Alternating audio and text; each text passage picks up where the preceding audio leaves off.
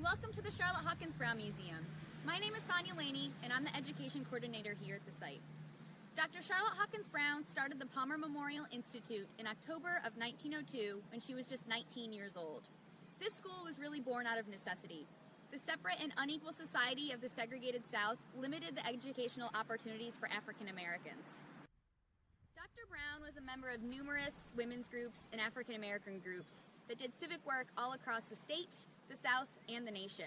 She advocated on behalf of women's rights, African American rights, racial uplift, and interracial cooperation.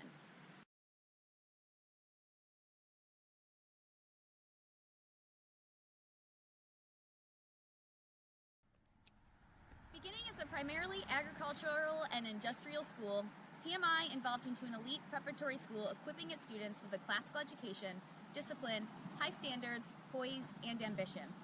PMI and its graduates exemplified Dr. Brown's hard work and dedication to African American achievement.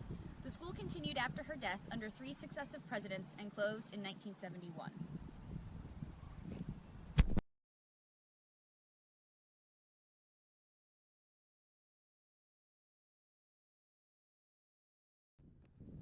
Dr. Brown served as the school's president for 50 years and named the school in honor of educator Alice Freeman Palmer, Dr. Brown's friend and benefactor.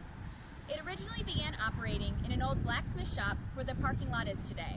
From the beginning, Palmer emphasized both an academic and an industrial education, which was unique for the time.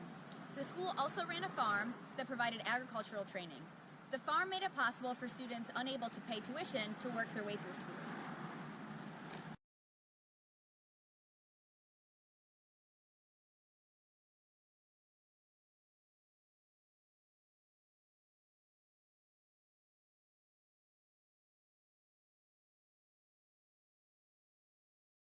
In its early years, the school's curriculum focused on the industrial and domestic sciences and included grades ranging from elementary to high school.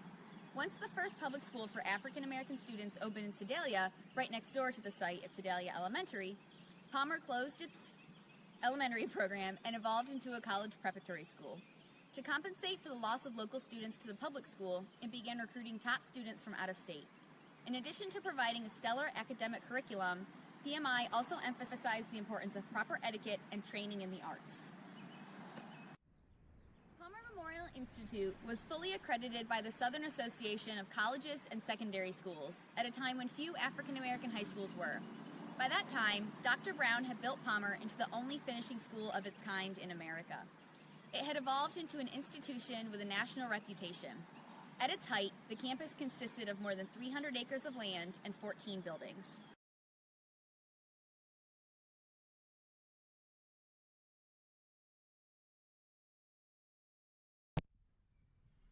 We are currently standing at the site of the Alice Freeman Palmer Building, the biggest building on campus. Look around. You see it?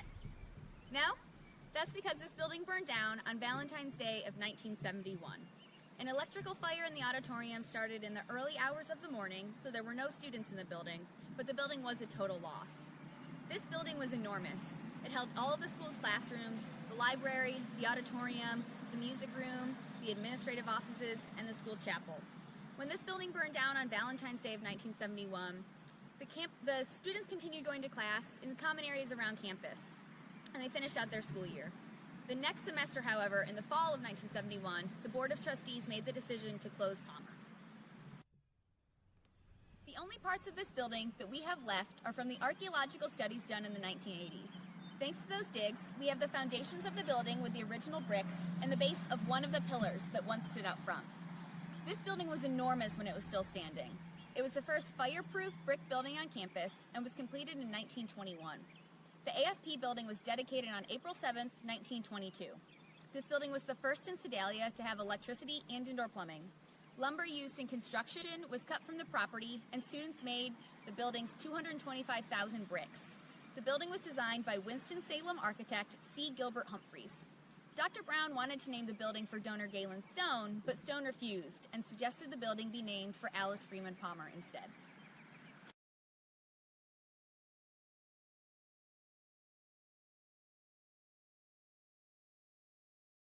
Students at Palmer Memorial Institute took many of the same classes that students take today. They took math, biology, chemistry, English literature, and history classes. As early as the 1920s, Palmer offered African American history as a specific course. Students could also focus their studies on the arts, such as painting, band, singing, and dance.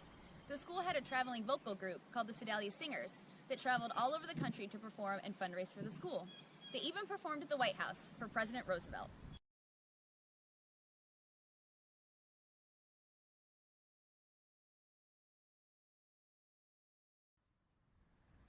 Students could also participate in clubs, such as foreign language clubs, literary review clubs, and drama clubs, also student government councils.